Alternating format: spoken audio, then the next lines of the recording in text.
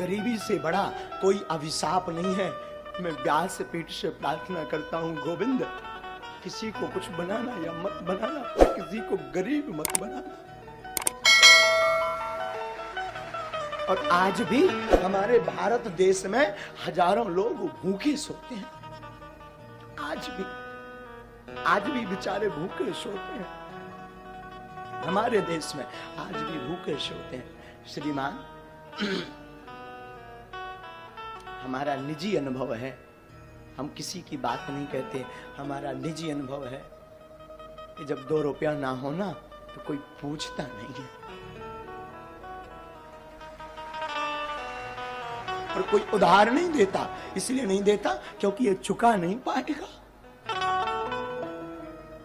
बड़े लोगों को ही उधारी मिलती है, गरीबों का तो सिर्फ परमात्मा होता है।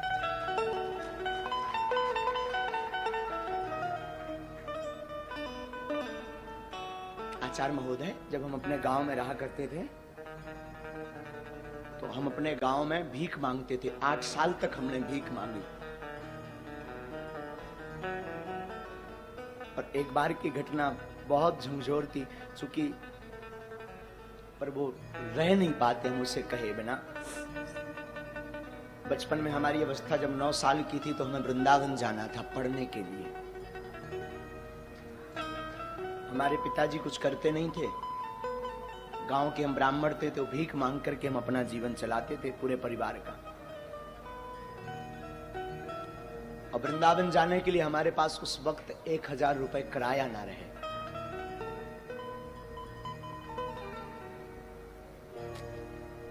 सच कहूं, लोग उस वक्त निमंत्रण कार्ड भी नहीं देते थे, क्योंकि ये आएगा तो फटे कपड़े पहनकर आएगा तो हमारी शोभा खराब हो जाएगी।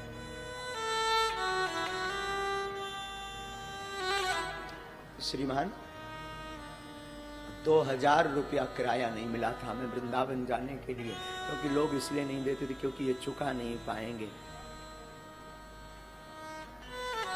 हमारी माँ ने हमेशा इस दास को जीना सिखाया। माँ और हमारे गुरुदेव कहा करते थे, बेटा जगत साथ दे या ना दे, पर गोविंद के सहारे तुम डटे रहना, गोविंद सहारा जरूर देंगे। और आज हनुमान जी ने ऐसा हाथ पकड़ा, आज हनुमान जी ने ऐसा हाथ पकड़ा कि जो लोग कल किराया नहीं देते थे वही लोग आज टोकन लेने की लाइन में खड़े 6-6 महीना। और बड़ी बात, जिस वृंदावन में हमें कथा सीखने जाना था उसी वृंदावन में हनुमान जी ने बास दे दिया, आश्रम बनवाना शुरू कर दिया।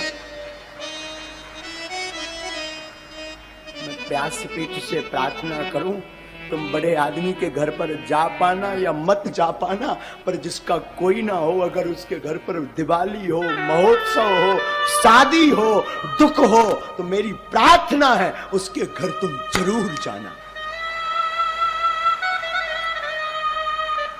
और आसपास उनकी सहायता जरूर करना जिनका कोई ना हो, क्योंकि बड़े आदमियों के तो हजारों रिश्ते होते हैं, 50 लोग सिंपैथी दिखाते हैं, भावनाएं अपनी प्रस्तुत करते हैं, पर गरीब के सामने ना कोई भावनाएं प्रस्तुत करता है ना भाव दिखाता है। गरीब के सामने तो सिर्फ गोविंद रहता है। पर तुम गोविंद बनने का नहीं सही, पर गोविंद का दास बनने का प्रयास करना, क्योंकि गरीबी बड़ी विचित्र होती। साधु जिसने देखी वही जानता है। जब तक फटे न पाऊं बीमारी का जाने, पीर पर आए। वो अंधेरी रातें, वो अकेलापन, वो लोगों की अवहेलनाएं, बड़े लोगों का लड़का अनार कर दे तो वो बड़े हैं, छोटों का कर दे तो अपराध है, छोटों का करे तो अपराध है।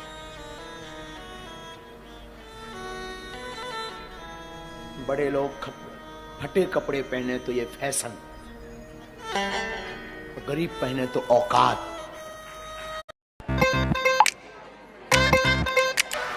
ये हमारे देश की दुर्दशा। बड़ा आदमी जमीन पर बैठे, बड़ा आदमी जमीन पर बैठे तो बड़े हृदय दिल का, और गरीब बैठे तो ये उसकी औकात।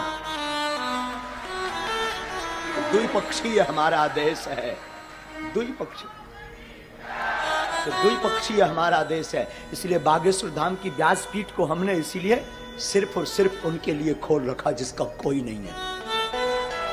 हम हमेशा बोलते हैं हमारे तन में जब तक प्राण रहेंगे, हमारे तन में, तब तक भागवत से या धाम बागेश्वर धाम पर दरबार जो लगता है उससे जो भी चढ़ोतरी आती है, हम कहते आपकी बेटियां आपको बोझ नहीं बनेंगी, बेझिझक हमारे धाम आ जाना, पूरे बिगाड़ का खर्चा बागेश्वर धाम देगा।